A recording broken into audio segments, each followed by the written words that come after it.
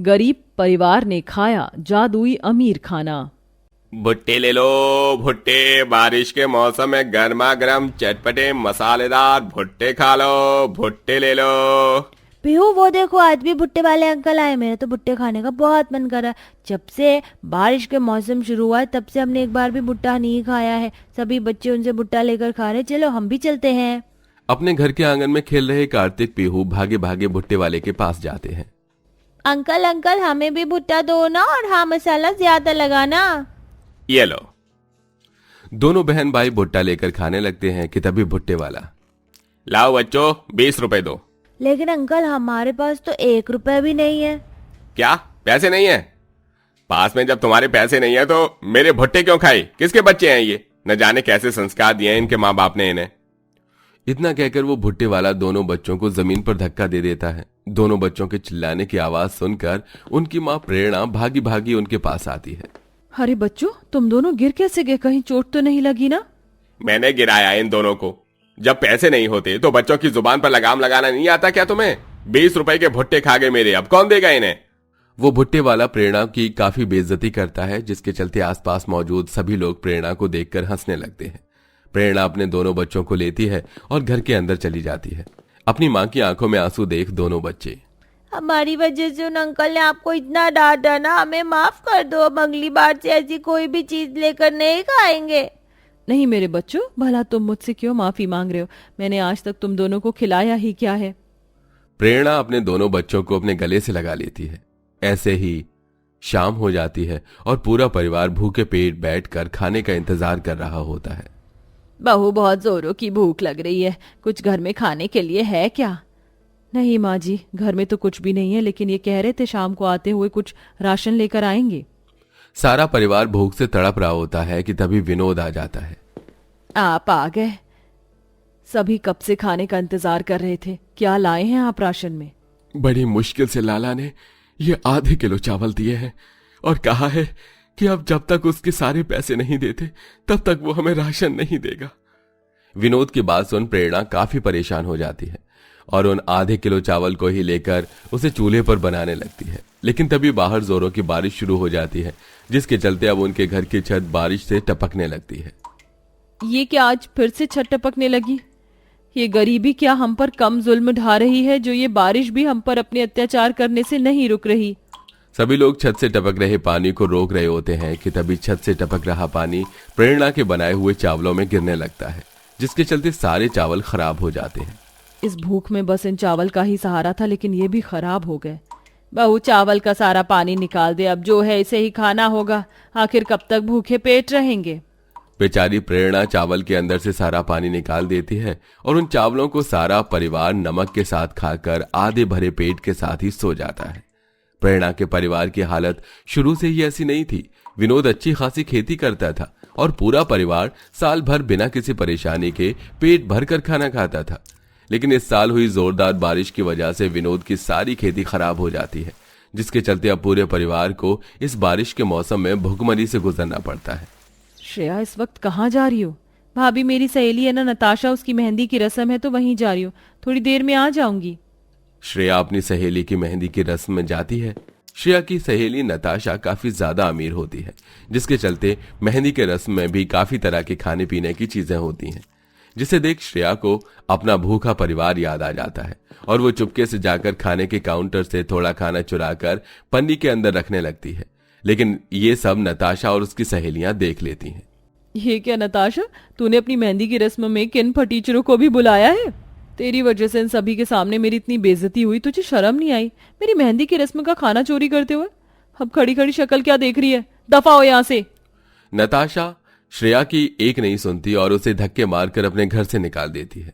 वहीं पूरा परिवार दिन पर दिन भूख से भिलकता ही जा रहा था, जिसे देख प्रेरणा काफी परेशान होती है और रोज की तरह पानी भरने के लिए नदी किनारे जाती है।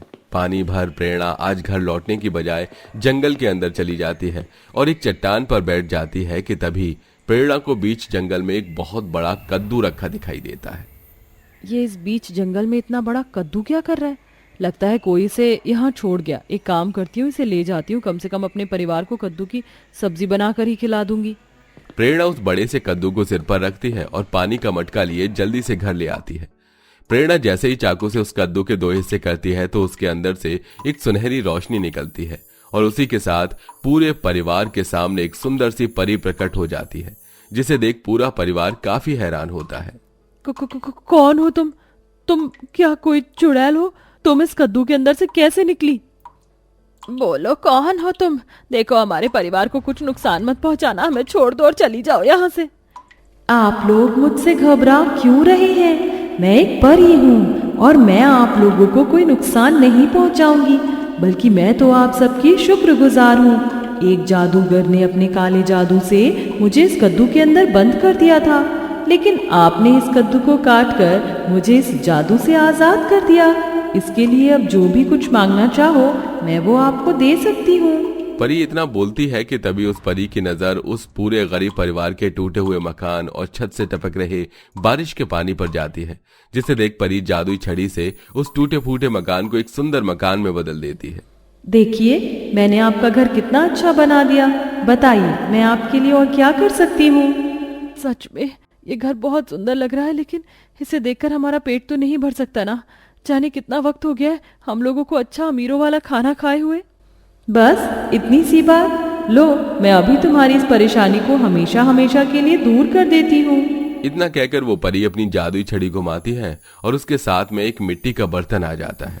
ये लो, ये जादुई मिट्टी का बर्तन है। तुम जब भी चाहो इस जादुई बर्तन से जादुई खाना मांग सकती हो और अब तुम्हारा परिवार कभी भी भूखा नहीं रहेगा। इतना कहकर वो परी वहां से गायब हो जाती है, जिसे देख अब सब लोग। अगर वो परी सही कह रही है तो जल्दी से मेरे लिए इससे पनीर और प्याज के पकौड़े भी, और मेरे लिए इससे राजमा चावल मंगाना। ए जादुई मिट्टी के बर्तन, मेरे बच्चे जो भी कुछ खाना चाहते हैं वो सब तुम उनके सामने हाजिर कर दो। प्रेरणा के इतना बोलते ही उस जादुई मिट्टी के बर्तन के अंदर से सुनहरी रोशनी निकलती है और दोनों बच्चों के सामने उनकी मनपसंद खाने की चीज आ जाती है, जिसे देख सभी लोग काफी खुश होते हैं। अरे वाह माँ, ये तो सच में जादू हो गया। अब तो मैं अपनी मनपसंद का जादुई खाना खाऊंगा। बहू अब इससे मेरे लिए गर्मा गर्म मटर पुलाव, मटर मशरूम और पालक पनीर मांग। और भाभी मैं तो दाल मखनी और बटर नान खाऊंगी। प्रेरणा एक बार फिर उस जादुई मिट्टी के बर्तन से सबके लिए खाना मांगती है और देखते ही देखते उन सबके सामने जादुई खाना हाजिर हो जाता है। वाह भाभी वाह, ये जादुई अमीर वाला खाना खाकर तो मजा ही आ गया। आज ना जाने कितने दिनों बाद मैं पेट भर कर खाना खा रही हूँ। सच कह रही हो श्रेया, ये जादुई खाना तो सच में बहुत ज्यादा लजीज है। अब इतने अच्छे खाने के बाद कुछ मीठा तो बनता है। ये जादुई मिट्टी के बर्तन जल्दी से हमें रसमलाई और ठंडी ठंडी कुल्फी दे दे, और मेरे लिए गर्मा गर्म गाजर का हलवा देना। विनोद प्रेरणा के कहते ही वो जादुई मिट्टी का बर्तन एक बार फिर चमकता है और उन सबके सामने एक बार फिर उनके कहे मुताबिक उनका जादू खाना आ जाता है और अब पूरा परिवार हर दिन रोज अमीरों वाला जादुई खाना खाता है। माँ मुझे पनीर वाली चाउमीन खाने का बहुत मन कर रहा है, और मेरा स्प्रिंग रोल। बस इतनी सी बात। ए जादुई मिट्टी के बर्तन, मेरे दोनों बच्चों के लिए पनीर वाली चाउमीन और स्प्रिंग रोल हाजिर कर दो। प्रेरणा के इतना बोलते ही उस जादुई मिट्टी के बर्तन के अंदर से चाउमीन, स्प्रिंग रोल निकल आते हैं, जिसे देख दोनों बच्चे काफी खुश होते हैं। वहीं अब अनुज की भी एक अच्छी जगह नौकरी लग जाती है, जिससे उनकी घर की स्थिति अब पहले की तरह होने लगती है। वहीं प्रेरणा इस जादुई मिट्टी के बर्तन से अपने परिवार के साथ साथ उन गरीब और बेसहारा लोगों की भी भूख मिटाती है जो बारिश में भूखे प्यासे भटकते हैं। आप तो हमारे लिए देवी हैं। आपकी वजह से इतने दिनों बाद इस भूखे पेट में खाने का निवाला गया। ना जाने हम आपका एहसान कैसे चुकाएंगे। प्रेरणा इसी तरह उस जादुई बर्तन से गरीब और जरूरतमंद लोगों को जादुई खाना खिलाना जारी रखती है। अपने इसी नेक काम की वजह से ही भगवान की कृपा से आज प्रेरणा का परिवार पहले से भी ज्यादा अच्छी जिंदगी जीता है।